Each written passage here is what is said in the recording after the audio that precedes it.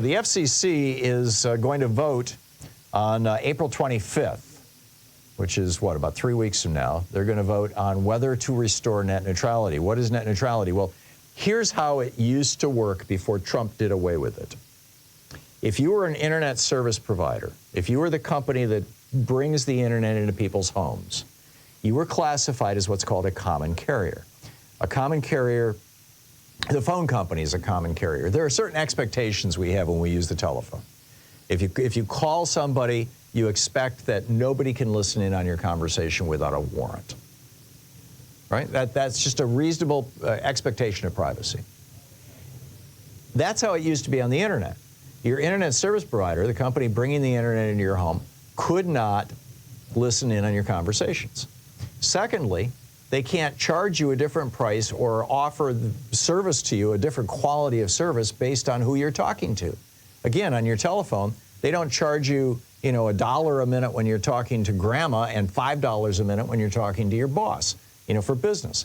It's not how it works because nobody's listening. There's no, it's all the same. Well, the internet service providers, the companies, wanted to be able to charge people extra to go to some sites or extra to have different, or speed up some sites and slow down other sites in order to benefit themselves, basically. And this was illegal. So what Trump did is he blew up net neutrality. He did away with the common carrier status of these internet service providers. And now your internet service provider, the company that brings your internet into your home, or your phone company, if that's who it is, or if you're using the internet on your phone, can literally watch and read and record everything you do, your own personal emails, every site you visit, every comment you post, literally everything you do. And they can sell that information to anybody they want. They can slow down websites that they don't like. They can speed up websites that they do like. This is wrong. I mean, Trump did this because he was being spiffed by the telecom industry.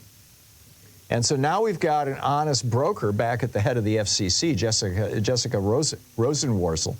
And she says, the pandemic made clear that broadband is an essential service that every one of us, no matter who we are or where we live, needs to have a fair shot at success in the digital age. And so that means that we have to have broadband access that is fast, open, and fair. And, first 3 years of Biden's administration, he's not been able to do this because the FCC chair position was being blocked by the Senate. Well, she finally got appointed, and she's at the head of the FCC, and she's doing exactly what the Republicans were afraid she would do. This is going to reduce the profitability slightly of the internet service companies that are bringing the stuff into your house, the internet into your house, but it's going to dramatically increase your privacy rights. And if you start a small business and you don't want to get stomped by some larger business that can afford to pay your ISP not to give you a high-speed access, then it's going to help small businesses too. This is a good thing. This is a really good thing.